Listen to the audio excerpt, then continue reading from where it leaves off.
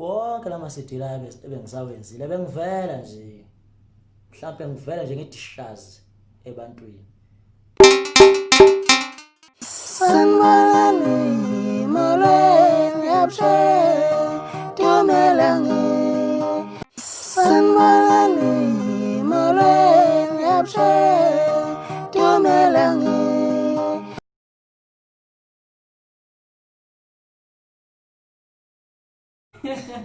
Ngizobuza nje ukuthi umbuzo lapha abantu abaningi umunye umuntu uthi yazi ngifisa ukuthi ngiyisho into eyenzekile kuze nomunye athi okay ngoba iyakuyenza kusibani sho ukuthi nami ngadlula kuyona ngifuna nje ukwazi ingcinambo usuke wahlangabezana nazo emculweni uyibeke nje inkinga yakho wahlangabezana nayo nomunye ezoyizwa ukuthi okay ngingaqhubeka ngoba mangabuthi cha inkinga zikhona zihlukene kodwa omunye umuntu uyefisa ukwazi ukuthi yiziphi lezo inkinga ngabe wake wakhipha iCD mhlawumbe yangathengwa na umuntu oyedwa omunye umuntu lokho kuzomkhuthaza ukuthi okay sho ukuthi into eyenzakalayo vele mangabe ufika endemini yomculo. Yazi eqinisweni nje umculo ufuna umuntu onenhliziyo.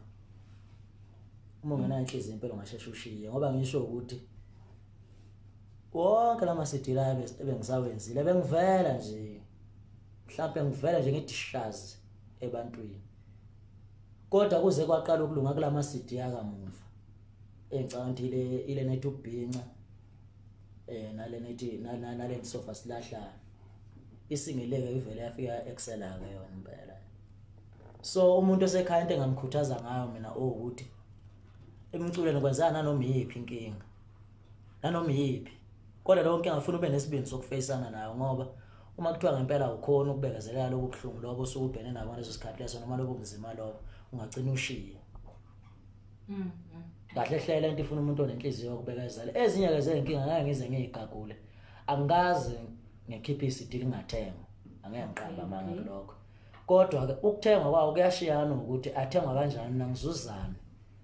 Nje athi doba kuyenzeka ukuthi ngikhiphe iCD uthothi yonke lo mali leyo izobuyisa nje imali yesitoko ibuyele ecompanyeni imali yecompany kuphinde kuqale phansi ngasikhathi ngisazuzanga lutho necompany ngeke ngiyisole ngoba nami ngisuke ngiyibone nama invoice kundoda nansi invoice ubonile sigaya isitoko esingaka kwabuye imali engaka okusho ukuthi le mali ebuyile yiyo le mali yesitoko vele.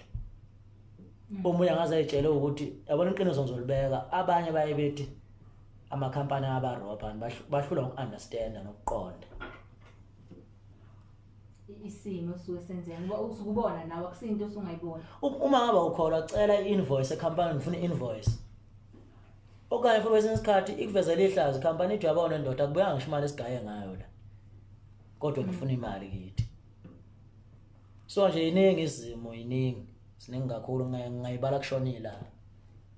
Ngicabanga ukuthi umlaleli ekhaya uzwile ukuthi la eminyango bakithi impumelelo nje ayivele ifikele kumele usebenze kanzima ufunde nje nokubekezela ukuthi uamukele ukuthi into ukuthi iyokwenzeka mase kushaya isikhathi sayo ngaphandle kokukhuluma kakhulu bakithi abanye bazothi hawu bakithi naze ngikhuluma kanti ingoma ziphi ngizongena nje